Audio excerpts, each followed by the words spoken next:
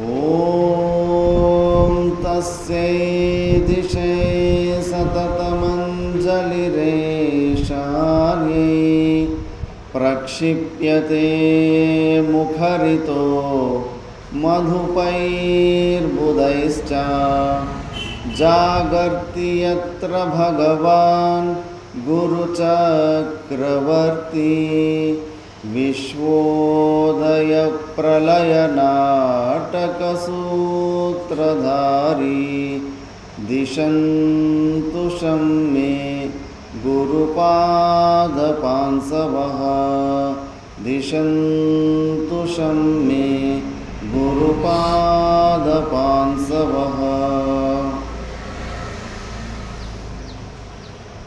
ఇంతకుముందు మన వక్త సోమప్ప గారు చాలా మంచి మంచి విషయాలు చెప్పారు. గురువు ఒక ఆజ్ఞను పాలిస్తే చాలు మోక్షం అనే గమ్యాన్ని మనము చేర్చుకుంటామని చాలా చక్కగా వివరించి చెప్పారు. మళ్ళీ ఇందులో కూడా ఇంకా ముఖ్యమైన విషయం ఒకటి చెప్పారు. మన చుట్టూ జరుగుతున్న విషయాలలో కూడా ఎక్కువ మనం పట్టించుకోవద్దు.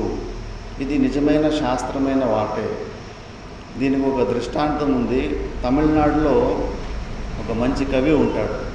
ఇంకేం మంచి సాధన చతుష్టయ సంపత్తి ఉన్న వ్యక్తి, అన్ని సాధనలు చేసుకున్నాడు, పరమాత్ముని మీద చేసుకున్నాడు. కాకపోతే చుట్టుముట్టు జరుగుతున్న అన్యాయాలు వాటి వల్ల ఎక్కువ డిస్టర్బ్ అవుతూ ఉంటాడు.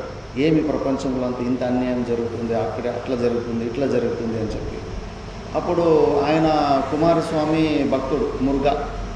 ఇంకా కుమారస్వామి దయచూసి ఈ ఎలాగో అనవసరంగా ఈ ప్రపంచంలో మనసు పెట్టుకొని సమయాన్ని వ్యర్థం చేసుకుంటున్నాడు. నాయి బాల డొంక అని కూడా ఎలా చెప్పారు వక్తాలు. నిజంగానే ఈ ప్రపంచము ఒక్కొక్క తోక వంకర అన్నట్టుగానే అలాగే ఉంటుంది. మనము ఎక్కువ పట్టించుకోవద్దు అని ఆ జ్ఞానాన్ని ఇవ్వడానికి ఆయన ఒక సన్న పిల్లవాడి వేషంలో వస్తాడు. వచ్చేసి ఆ కవి వెంబడ వచ్చేసి ఆయన తీర్థయాత్రలు చేస్తూ ఉంటాడు. నేను అనాథని, నేను నీతో పాటు తీర్థయాత్రకు నీతో పాటు వస్తానని చెప్పేసి ఆ కవి వెంబడబడి ఇద్దరు తీర్థయాత్రకు వెళ్తూ ఉంటారు. ఇంకా అప్పుడు ఇప్పటిలాగా బస్సులు వ్యవస్థలు చేసుకొని పోయేది కాదు. నిజమైన తీర్థయాత్ర అంటే వట్టి చేతులతోటి నామస్మరణ చేసుకుంటూ భిక్షాటన చేసుకొని వెళ్ళేవారు. ముందు తీర్థయాత్ర అంటేనే అలాగే ఉండేది నిజమైన తీర్థయాత్ర అంటే. ఇంకా అలా వెళ్తున్నప్పుడు ఫస్ట్ ఏదో ఒక ఇల్లు వస్తుంది. ఆ ఇంటికాడ భిక్ష అడుగుతారు. భిక్ష అడిగితే కన్నా వాళ్ళు చాలా మంచి వ్యక్తులు ఉంటారు. లోపలికి పిలిపించి మంచిగా వెండి ప్లేటు, వెండి గ్లాసులో మంచి భక్ష్యాల్ని ఇస్తారు. ఆ తింటూ మంచిగా ఆనందించి తిన్న తర్వాత ఆ బాలకుని రూపంలో ఉన్న దేవుడు ఆ ఎండి గ్లాస్ని దొంగతనం చేసేస్తాడు. దాన్ని కొట్టేసి లోపల జేబులను జోలులో వేసుకొని వచ్చేస్తాడు. ఆ కవి చూస్తూ ఉంటాడు. కవికి భయం వేస్తుంది. బయటకు వచ్చేసిందిను, ఒరే నీకు ఎలాగ బుద్ధి వచ్చిందిరా, అంత మర్యాదగా పిలిపించి ఇంత మనకు సమ్మానికి ఇంత మంచి భోజనం పెట్టినారు, వాళ్ళ ఇంట్లోనే నువ్వు దొంగతనం చేస్తావా అంటే, నేను ఇప్పుడు చెప్పిన దీనికి కారణం నీకు తర్వాత చెప్తానులే అంటాడు. సరేలే ఏం కారణం చెప్తాడని చెప్పేసి మళ్ళీ అలాగే ముందుకు నడుచుకుంటూ పోతూ ఉంటారు. ఇంకో ఇల్లు వస్తుంది. చాలా అలసిపోయింటారు. ఆ రోజు ఎక్కడ భిక్ష దొరికిండదు. దారిలో ఎక్కడ ఒకే ఒక ఇల్లు వస్తూ ఉంటుంది, వచ్చింటుంది. అక్కడ పోయి భిక్ష అడిగితే కానీ చాలా కంజూసి ఉంటాడు. ఎవరికి పిల్లి కూడా బిచ్చం పెట్టుకునే కంజూసి ఉంటాడు. ఎంత బతిమలాడినా లేదు లేదు పోండి పోండి దున్నపోతల్లాగా ఉన్నారు, కష్టపడి తినచ్చు కదా అని అంటూ ఉంటారు. అయ్యో మేము ముందుకు పోతే కన్నా ప్రాణం పోయేటట్టు ఉంది, ఏదో ఒకటి సర్దో ఏదో ఒకటి ఉంటే కన్నా కొంచెం ప్రాణం కాపాడుకుంటాం, తర్వాత వెళ్ళిపోతామంటే సరేలే అని చెప్పేసి తిడుతూ కోపగించుకొని అది కొద్దిగా ఇంకేమి సర్ది అయిపోయింది, ఇంకేమి కాసేపు ఉంటే కానీ అది చెడిపోతుంది. అలాంటి భోజనము పెడతాడు. పెడితే కన్నా ఇంకా సరేలే ప్రాణం కాపాడుకో అని చెప్పేసి ఇద్దరు తింటారు. అక్కడ మొదటి ఇంట్లో దొంగతనం చేసిన గ్లాసుని అక్కడ పెట్టేసి వస్తాడు. కవికి కోపం వస్తుంది. నీకేమన్నా బుద్ధి ఉందా, వాళ్ళేమో మంచిగా మర్యాదగా పిలిపించి అక్కడ భోజనం పెడితే అక్కడ దొంగతనం చేసినావు, వీడు ఎన్ని అవమానాలు చేసిండు, అసలు నీకు శ్రద్ధే లేదు, పద్ధతే తెలియదు, అన్ని తిట్టి సద్యనం కుళ్ళిపోయిన అన్ని పెట్టిండు, వీడికి ఆ ఎండ్ గ్లాస్ ఇచ్చేసి వచ్చినావంటే నేను నీకు ఉత్తరం ఇప్పుడు చెప్పిన నీకు ముందు చెప్తానంటాడు. సరే అని అట్లే ముందుకు వెళ్తూ ఉంటారు. వెళ్ళిన తర్వాత మళ్ళీ అక్కడ ఒక ఇల్లు వస్తుంది. చాలా మంచి భక్తులు ఇల్లు దొరుకుతుంది. ఇద్దరు వీళ్ళకి కాళ్ళు కడిగి పద్ధతి, అతిథి దేవో భవ అన్నది మన సనాతన ధర్మం. అతిథి అంటే ఏ తిథి లేకుండా చెప్పి ఫోన్లు చేసి నేను వస్తున్నానని కాదు. ఏమి ఎప్పుడు వస్తున్నారు, ఎవరు వస్తున్నారు తెలియకుండా సర్ప్రైజ్గా ఎవరు వచ్చేస్తారో వాళ్ళని అతిథి అంటారు. అలాంటి అతిథి వచ్చారు కదా, అతిథి దేవోభవ అని చెప్పేసి దేవుళ్ళలాగా భావించి వాళ్ళని మంచిగా ఆదరించి వాళ్ళకి మంచిగా సేవలు చేసి భోజనం పెడతారు. భార్య భర్తలు ఉంటారు. వాళ్ళకు ఒక హ్యాండిక్యాప్డ్ అవిటి వాడు ఒక చిన్న కొడుకు ఉంటాడు. ఇంకా మంచిగా భోజనం చేసిన తర్వాత ఆ చిన్న కొడుకుని దగ్గర పోయి ఆ చిన్న కొడుకుకి ఆ పిల్లగాడు గొంతు పిసికేస్తాడు. గొంతు పిసికేస్తే ఇంకా కవికి విపరీతమైన కోపం వచ్చేస్తుంది. ఏమిది, ఇది ఇంత పని చేసేసాడని చెప్పేసి ఇంకా అక్కడ ఉంటే కన్నా చాలా డేంజర్ అని చెప్పేసి సరే మేము బయలుదేరుతామంటే వాళ్ళ భార్య భర్తలు, అయ్యో మీకు ఇక్కడ దారి తెలియదు, మా పని చేసేవాడు ఉన్నాడు, పని చేసేవాడు కూడా మీరు వెంబడి తీసుకెళ్ళండి అని వెంబడి పంపిస్తారు. సరే పని చేసేవాడు వెంబడి వచ్చి వాళ్ళకి దారి చూపించి ఒక కొండ గుట్ట మీద ఉంటే కన్నా ఆ పనుని కూడా ఈ పిల్లగాడు తోసేస్తాడు. అప్పుడు కవికి కోపం వచ్చేసి ఇంకా కొట్టనీకి పోతాడు. ఎంత అని నేను చూసి ఊరికే ఉండాలి, అప్పటి నుంచి చూస్తున్నాను, ఎంత దుర్మార్గుడు నువ్వు, అక్కడ వాళ్ళ బిడ్డని చంపేసి ఇక్కడ వాళ్ళు మనకి సహాయం చేయడానికి వచ్చిన పని మనిషిని మీదే నుంచి నూకేసావా అని కొట్టనీకి పోయినప్పుడు ఇంకా దేవుడు ప్రత్యక్షమైపోతాడు. పిల్లోని రూపంలో ఉన్నది దేవుడే అని చెప్పేసి అప్పుడు ఆ దేవుడు ఏంటి ఇది లీల అని ఆశ్చర్యపోతాడు. అప్పుడు చెప్తాడు, నాయనా నీకు జ్ఞానోదయం చేయడానికి నేను ఇలా వచ్చాను. నువ్వు అనవసరమైన విషయాల్లో నీ మనసును ఈ ప్రపంచం మీద నువ్వు పెట్టావు. ఈ ప్రపంచంలో అన్నీ సక్రంగానే జరుగుతున్నాయి, నువ్వే అనవసరంగా ఏది సక్రంగా జరగడం లేదని నువ్వు అనుకుంటున్నావు అంతే. చూడు, మొదటివాడు చాలా మంచి భక్తుడు, కాకపోతే దంభిత్వం అనేది ఉంది. మనసు ఒక తత్వం ఏమంటే ఏదన్నా కొద్దిగా మంచి పని చేసుకున్నా ఒక 10 మంది తెలుసుకొని నన్ను పొగుడిని అని దానికి ఒక ఆశ ఉంటుంది మనసుకు. దానికి మనం లోన్ అయిపోతే కన్నా అట్లా ప్రతిదీ ఒకటి చూపించుకుంటూ ఉంటాం. ఏది చిన్న అప్పుడప్పుడు అయితే స్టార్టింగ్లో కొత్త టీవీలు వచ్చినప్పుడు టీవీలు తెస్తే కూడా దానికి పూజలు చేసి ఊర్లో ఉన్న వాళ్ళంతా పిలిపించి ఏదో ఒక స్వీట్ చేసి వాళ్ళకి తినిపించడు. మేము టీవీ తెచ్చాము అని చూపించుకోవడంలోనే చాలా ఆనందం ఉంటుంది. ఎవరన్నా కొత్త బట్టలు వేసుకుంటే దాన్ని 2-3 పొగిడితేనే వేసుకున్న బట్టలు తెచ్చిన బట్టలు బాగున్నాయి అనుకుంటారు. అసలు ఎవరు ఆ బట్టల గురించి మాట్లాడకుండా పోతే కన్నా బహుశా క్వాలిటీనే బాగలేదేమో ఈ బట్టలు అని అనుమానం వస్తూ ఉంటుంది. అట్లా ఆ డంబిత్వం వల్ల వాడు ఆ మోక్షాన్ని పొందలేకపోతూ ఉంటాడు. అందుకే ఇప్పుడు ఆ ఎండి గ్లాసుని ఎప్పుడైతే దొంగిలించిన తర్వాత వాడికి బుద్ధి వచ్చింది, అబ్బో ఇంకా చూపించుకోకూడదని చెప్పేసి ఇప్పుడు ఆ దంభిత్వం చూపించుకోకుండా నార్మల్గా అందరికీ నార్మల్ విస్తరలోనే నార్మల్ ప్లేట్లోనే భోజనం వడ్డిస్తున్నాడు. వాడు చక్కగా అయ్యాడు. కానీ నీకు కంటికి చూడడానికి ఏమనిపించింది, అది సక్రంగా జరగలేదు, ఆయనకు అది మనం అన్యాయం చేసామని నువ్వు అనుకుంటున్నావు, కానీ అతనికి న్యాయమే జరిగింది. దాని తర్వాత రెండో ఇంట్లో అసలు ఎవరికి ఒక పూట భోజనం పెట్టని అతని వ్యక్తి దాని తర్వాత నేను కుళ్ళిపోయిన అన్నము పాసిపోయిన అన్నం పెడితేనే నాకు వెండి గ్లాస్ వచ్చిందంటే నేను ఇంకా మంచి భోజనం పెడితే కానీ ఇంకేం వస్తుందని చెప్పేసి ఆయన మంచి భోజనం పెట్టడం స్టార్ట్ చేశాడంట. మళ్ళా మూడో ఇంట్లోకి ఉన్నప్పుడు ఆ చిన్న అవిటివాడు పిల్లోని చంపేశాడు కదా. మరి ఆ తల్లిదండ్రులు చాలా మంచి సాధకులు. ఆ అవిటివాడు పిల్లవాడు వల్ల వాళ్ళు ఏమీ సాధన చేయలేకపోతున్నారు. వాళ్ళు వ్యాపారము చేసుకోలేకపోతున్నారు, భగవంతుని భక్తి కూడా చేసుకోలేకపోతే ఎప్పుడు ఉదయం నుంచి సాయంత్రం వరకు వాడి సేవల్లోనే అయిపోయినారు. అందుకే పరమాత్ముడు కాబట్టి అతనికి ఆ జన్మ నుంచి విముక్తినిచ్చేసి మళ్ళీ వాళ్ళ కొడుకులోనే మళ్ళీ కొడుకుగా పుట్టే అవకాశం ఇప్పిస్తాడు. మళ్ళీ ఈ పన్నోడిని ఎందుకు నూకేసావంటే కానీ ఈ పన్నోడు వాళ్ళకి ఎలాగో అవిటివాడు కొడుకున్నాడు, ఎవరు వారసులు లేరని చెప్పేసి ఆ రోజే విషం ఇచ్చి వాళ్ళని చంపేసి ఆస్తి మొత్తం కొట్టేయాలని అనుకుంటున్నాడు. అందుకే వాడిని ఆ పన్నోడిని పైనుంచి గొట్టు మీదకి వెళ్ళి తోసేశాడు. అందుకే ప్రపంచంలో ఆ కవికి మాత్రం ఇవన్నీ అన్యాయం ఏది సక్రంగా జరగడం లేదని ఈయనకి అనిపించింది. వాస్తవికంగా అన్నీ కరెక్ట్గానే జరుగుతున్నాయి. కారణం లేనిది కార్యము జరగదు. ప్రారంధం శాస్త్రం గురించి విశ్వాసం ఉన్నప్పుడు అసలు చాలా నిశ్చింతగా మనము ఉండొచ్చు. చుట్టుముట్టు అయ్యేటివి ఇలా ప్రతి ఒక్క బసవన్ననే కాదు, చాలామంది బుద్ధ భగవానుడు కూడా ముందు దయాగుణం గురించి, పరోపకారం గురించి, మిగతా వాళ్ళ కష్టాలు పంచుకోవాలని గురించి శిష్యులకంతా ట్రైనింగ్ ఇచ్చిన తర్వాత లాస్ట్లో వాళ్ళకి ఇంకా జ్ఞాన పరిపక్వత వచ్చిన తర్వాత నడుచుకొని పోతూ ఉంటే ఒక రోగి పక్కలో ఉంటాడు, అరుస్తూ ఉంటాడు రోగం వల్ల. అక్కడ గురుగారు అక్కడ రోగి ఉంది, మరి అతనికి ఏదన్నా మనపై సహాయం చేద్దామంటే కన్నా ఇది నా పని కాదు అని చెప్పేసి ముందుకు వెళ్తూ ఉంటాడు. అంటే అంతఃకరణ శుద్ధి వరకు నిష్కామ కర్మయోగము అవన్నీ ఆ సాధనలు పట్టుకుంటే ఓకే. కానీ అంతిమ సమయంలో ఈ జగత్ మిథ్యాత్వ దర్శనం లేకపోతే ఈ ప్రపంచంలో అంటాడు, the world as most tempting jobs. ఈ ప్రపంచంలో ఎన్నో టెంప్ట్ చేసేలాంటి పనులు ఎన్నో ఉంటాయి, మనకు చేసుకుంటూ పోతా ఉంటే ఎప్పటికీ ఎన్ని యుగాలు గడిచినా కూడా అవి తెగవవి. ఇలా ప్రపంచంలో జరిగేటి వాటి గురించి మనం అసలు పట్టించుకోవాలి. ప్రతిదీ కూడా దానికి ఒక కారణం ఉంది, ఆ కారణానికి తగిన కార్యాలు ఉంటాయి. ఎన్నోసార్లు నేను ప్రవచనం చెప్పాను, పూర్వజన్మలో శుభైరాప్నోతి దేవత్వం, నిషిద్ధైరాప్నోతి నారకీం తనుం, పుణ్యపాపాభ్యాం ఉభాభ్యాం మానుషం లభతే అవశః.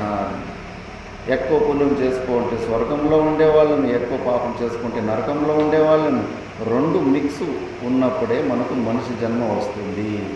మిక్స్ ఉన్నప్పుడు సుఖము దుఃఖము రెండు ఉంటాయి.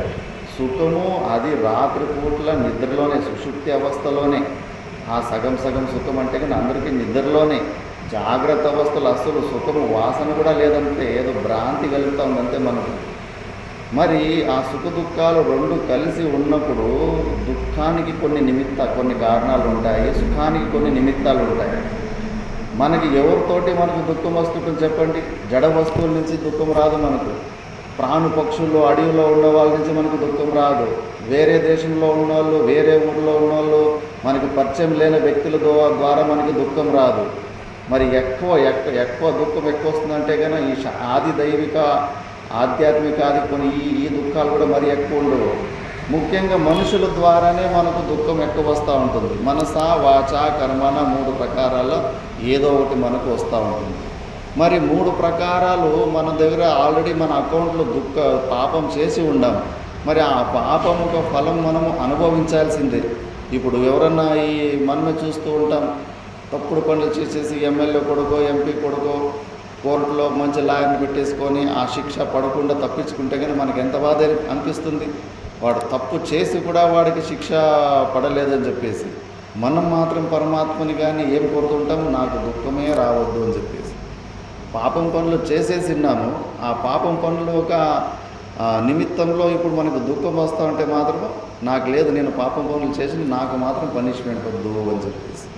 అందుకే పరమాత్మని భక్తి అంటే కన్నా ఆర్త భక్తి కన్నా జ్ఞానికి శ్రేష్టమని ఎందుకు అంటాడంటే కన్నా సరెండర్ అయిపోవాలంతే పరమాత్మకి. సుఖం వచ్చినా దుఃఖం వచ్చినా ప్రతిదానికి కారణం ఉంది.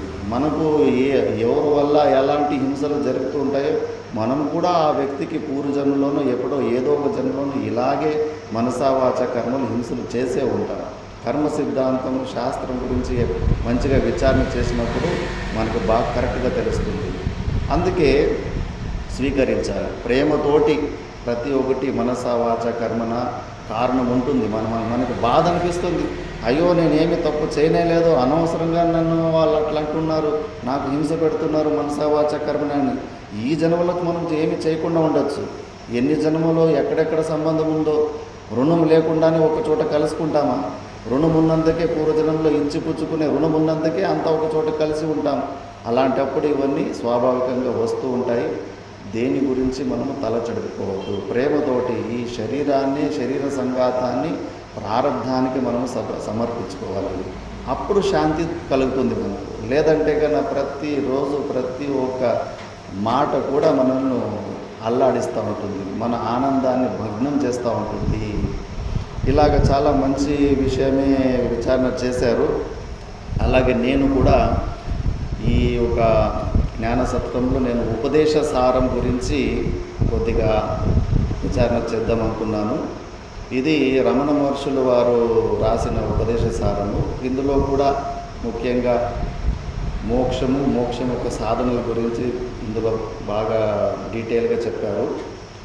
అందులో మొదటి శ్లోకం ఇలా ఉంటుంది, కర్తురాజ్ఞయా ప్రాప్యతే ఫలం కర్మ కిం పరం కర్మ తజ్జడం కృతిమహోదదౌ ఫలమశాశ్వతం కృతిమహోదదో పతనకారణం ఫలమశాశ్వతం గతి నిరోధకం. ఇలా మొదటిలోనే చెప్పేశారు. కర్తు ఆజ్ఞయా ప్రాప్యతే ఫలం.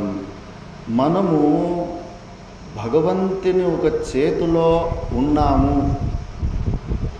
మన స్వతంత్రత ప్రతి ఒక్కరికి ఈ డౌట్ భారతదేశంలో ఆధ్యాత్మిక జగత్తులో ఈ ఒక ప్రశ్నకు మాత్రం మీకు ఎక్కడా సమాధానాలు సరిగ్గా జరగవు.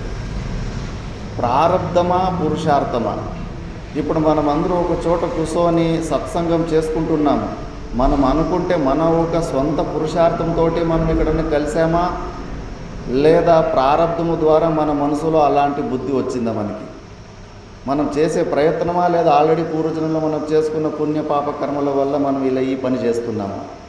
ఈ ప్రశ్నలో ప్రతి ఒక్కరికి కూడా అటు మంచి సమాధానాలు, సాటిస్ఫై అయ్యేలాంటి సమాధానాలు దొరకవు, మనకు అర్థం కాదు.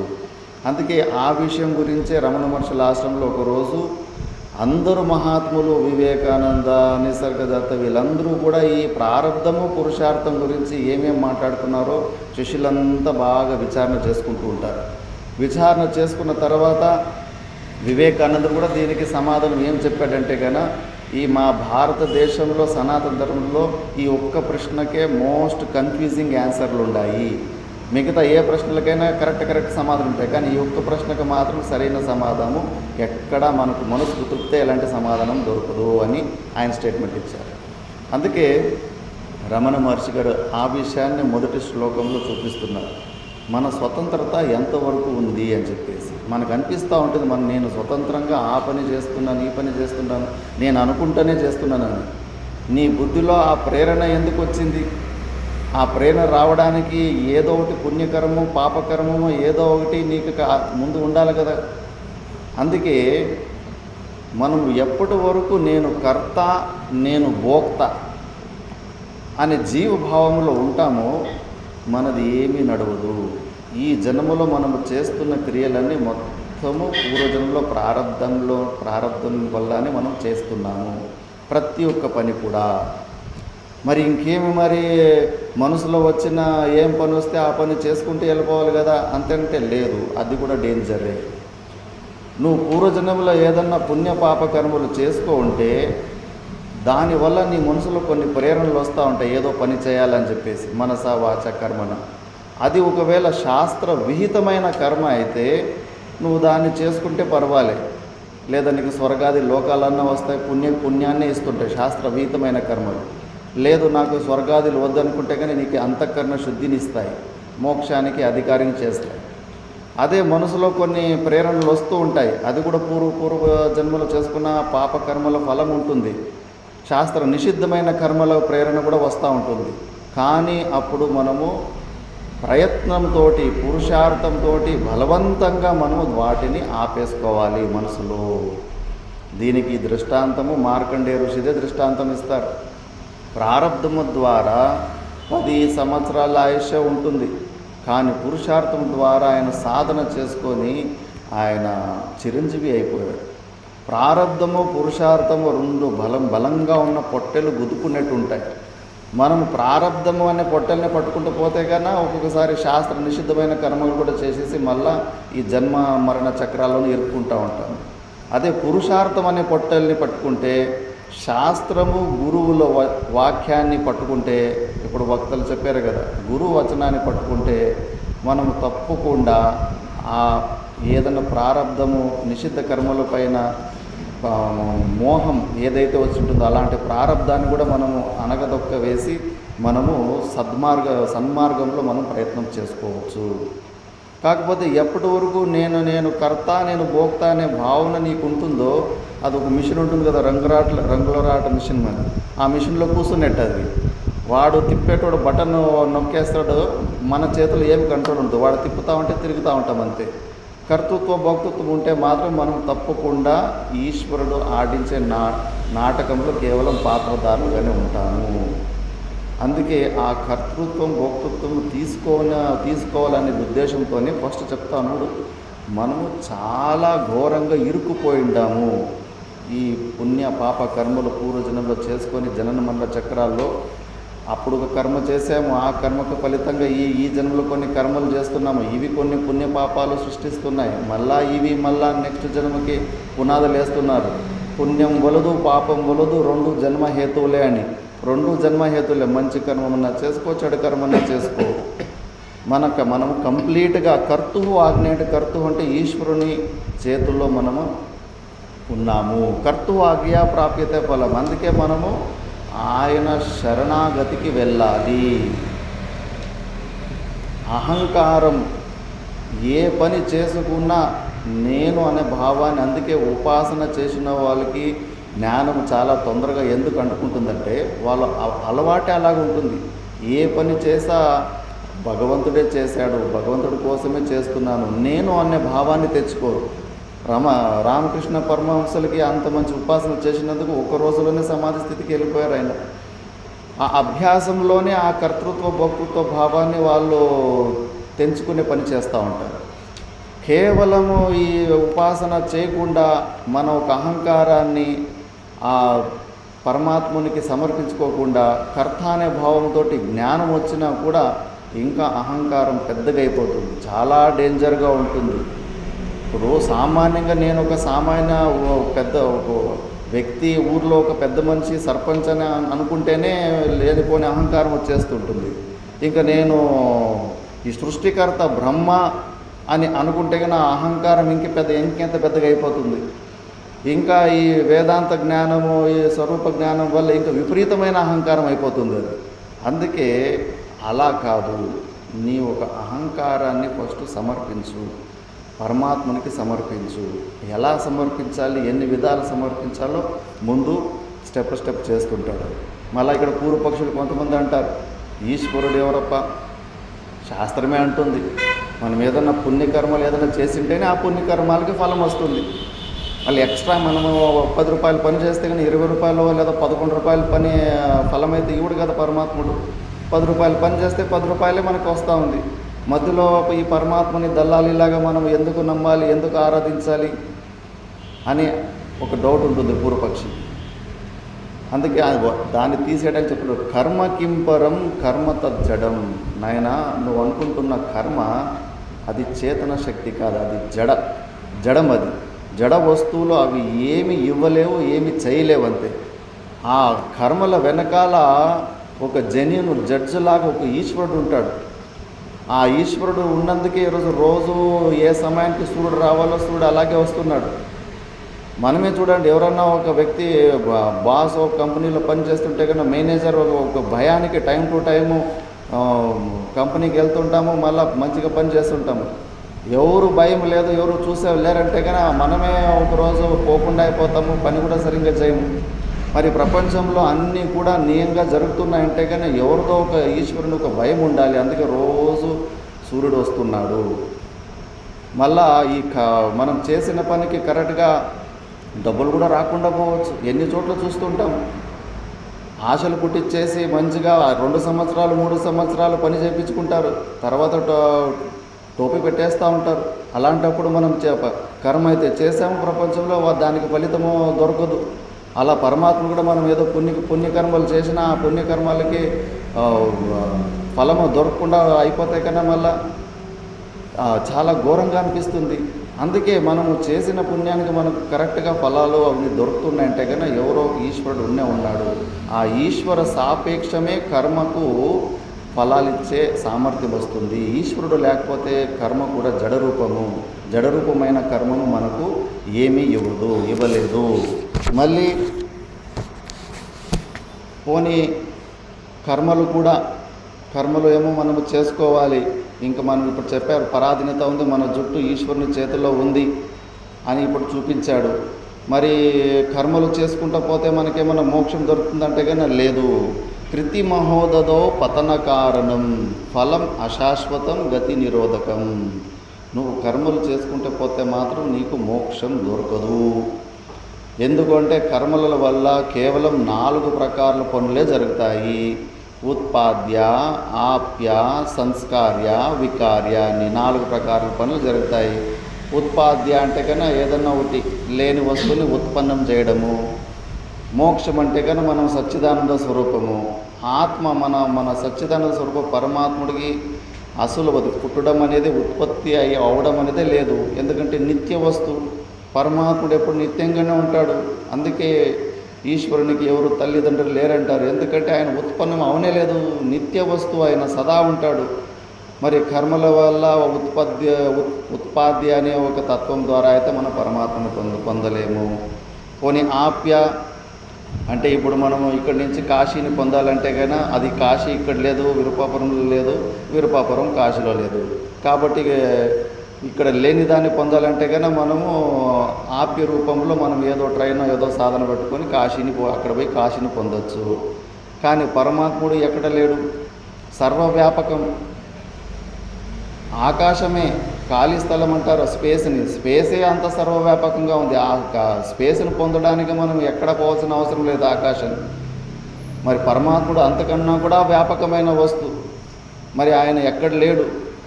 కాబట్టి ఆప్య రూపమైన ఆ రూపంలో కూడా మనము పరమాత్మని పొందలేము. కాబట్టి కర్మ ఈ రూపంలో కూడా మనకి పనికిరాదు. ఇప్పుడు స్వర్గం కూడా ఉంటుంది. స్వర్గం ఇక్కడ లేదు కాబట్టి దాన్ని ఎక్కడో ఉంటుంది, దాన్ని పొందాలి. లేదు, ఇక్కడ లేదు కాబట్టి దాన్ని ఏదో ఒకటి సాధనలు యజ్ఞాదిలో పుణ్యకర్మలు చేసుకుని దాన్ని పొందొచ్చు. కానీ పరమాత్ముడు అంతటా ఉన్నాడే, అంత సర్వవ్యాపకంగా ఉన్నాడు కాబట్టి ఆయన ఆప్య రూపంలో కూడా పొందలేము. పోనీ వికార్య సరేలే, పరమాత్మ నిజంగానే మనలోనే ఉండొచ్చు. కాకపోతే ఆయన మీద ఈ శరీరాలు పంచకోశాలు బాగా గట్టిగా పట్టేసుకున్నాయి. ఇప్పుడు బియ్యాన్ని వడ్ల పట్టు ఎట్లా పట్టేసుకుంది అట్లా పట్టేసుకుంది.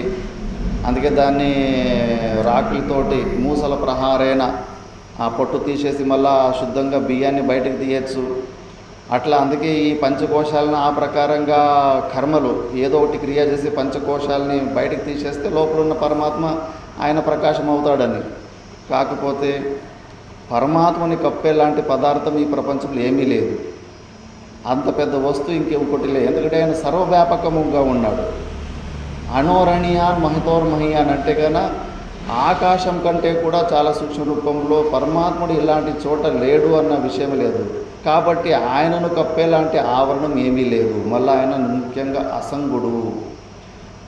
మనం ఆకాశాన్ని పట్టుకోలేము. గాలిన ఏదో ఊపిరిగుడ్డలోనో ఎక్కడో కవర్లోనో పట్టుకోవచ్చు. కానీ ఆకాశాన్ని మనం ఏం పట్టుకునే అవకాశం లేదు. మరి అంతకన్నా సూక్ష్మమైన పరమాత్మని మనము ఆ రూపంలో కూడా పొందరు. ఎందుకంటే అది సర్వవ్యాపకము. ఆవరణాలు లేవు. మరి ఆవరణాలు ఉన్నవి ఏంటంటే ఇవి కల్పితమైన ఆవరణాలు, లేని ఆవరణాలని ఉన్నట్టుగా మనము అనుకుంటున్నాము. పోనీ సంస్కార్య రూపంలో ఇప్పుడు మనం భోజనం తినక ముందు నీళ్ళని చిలకరించేసి అది అంటే ఏదైనా కానీ అపవిత్రోపవిత్రో వా సర్వావస్థాం గతోపి వా యస్మరేత్ పుండరీకాక్షం సాబాహ్యాభ్యాంతర శుచి అని ఈ భావంతో అంటే ఎప్పుడు మనం పరమాత్మను తెలుసుకొని అట్లా నీళ్ళు కొన్ని చిలకరిస్తే కన్నా ఎలాంటి అశుద్ధి ఉన్నా కూడా అది శుద్ధమైపోతుందని మన సనాతన ధర్మంలో నమ్ముతాము మనం. మరి ఆత్మ కూడా బహుశా సచ్చిదానంద స్వరూపం మళ్ళీ జీవభావం వచ్చేసి అశుద్ధి అయిపోయిందేమో, అట్లేమన్నా ప్రోక్షణ లాంటిది ఏదన్నా శుద్ధి సంస్కారం చేసి దాన్ని పొందొచ్చు అంటే కన్నా ఆయన నిర్మలుడు సచ్చిదానంద మన ఆత్మస్వరూప దాన్ని ఎవరూ మలినం చేయడానికి వీల్లేదు. అజం నిత్యం నిర్గుణం నిర్మల స్వరూపుడు ఆయన. కాబట్టి ఆ రూపంలో కూడా కర్మల ద్వారా ఆ రూపంలో కూడా మనం పరమాత్మను పొందలేము. మరి కర్మల ద్వారా ఈ 4 పనులే జరుగుతాయి. ఉత్పాద్య, ఆప్య, వికార్య, సంస్కార్య అని 4 ప్రకార పనులే జరుగుతాయి. 4 ప్రకార పనుల ద్వారా కూడా మనం పరమాత్మని పొందలేము. అందుకే అలాంటి కర్మల వల్ల మహా ఉదదో పతన కారణం. అందుకే ఈ కర్మలు కూడా మన పతనానికి కారణమవుతాయి. పుణ్యం వలదు పాపం వలదు, 2 జన్మహేతువులే. స్వర్గానికి పోయినా కూడా మళ్ళీ వాపస్ రావాలి. మళ్ళా పునరపి జననం పునరపి మరణం పునరపి జనని జఠరేషణ మళ్ళీ మళ్ళీ వస్తూ ఉండాలి. మళ్ళీ వాటి ఫలాలంతా అశాశ్వతం. ఈ లోకంలోనే చూడండి, మనకి వచ్చిన ఈ మానవ శరీరముకు ఎలా వచ్చింది? పూర్వజన్మలో పుణ్యము పాపము కర్మలు చేసుకున్నారు. కర్మల వల్లనే మనకి ఈ లోకం వచ్చింది. చూస్తూ ఉండగా తాత ముత్తాతలు పోయిరి, స్నేహితులు పోయిరి, అందరూ పోయిరి, చూస్తుండగానే ఇది వెళ్ళిపోతున్నారు. అంతే, టెంపరవరీనే. కర్మల ఫలము మనకి ఈ శరీరం ఏమొచ్చిందో పర్మనెంట్ అయితే లేదు, టెంపరవరీనే కాబట్టి అలాంటి కర్మలు చేసి స్వర్గానికి పోయినా కూడా ఆ స్వర్గం కూడా టెంపరవరీనే, అది కూడా ఫలము శాశ్వతమైన ఫలం కాదు. అందుకే ఫలం అశాశ్వతం, అశాశ్వతమైన ఫలాలు ఇచ్చేది ఈ కర్మ. మళ్ళా గతి నిరోధకం, నిన్ను మోక్షం, నీలోనే సచ్చిదానంద స్వరూపుడు ఉన్నాడు, పరమానంద స్వరూపుడు ఉన్నాడు, అల్టిమేట్ హ్యాపీనెస్, ఆ ఆనందాన్ని నీకు పొందకుండా ఆ గతిని నీ గతిని ఇది ఆపేస్తుంది. కర్మలు చేసుకుంటా ఉంటే కానీ నేను కర్త నేను భోక్త అనే భావంతో కర్మలు చేస్తే మాత్రం తప్పకుండా మనమే అనుభవించాల్సి వస్తుంది. మళ్ళీ మళ్ళీ ఈ జనన మరణ చక్రాల్లోనే మనం తిరుగుతూ ఉంటాము. అందుకే కర్మల వల్ల నీకు మోక్షం లభించదు అని చెప్తారు. మరి ఎలా మరి కర్మల్ని మొత్తము వదిలిపెట్టేస్తే ఎట్లా, సృష్టి ఎలా జరగాలి అని ఎన్నో సంచాలు వస్తుంటాయి.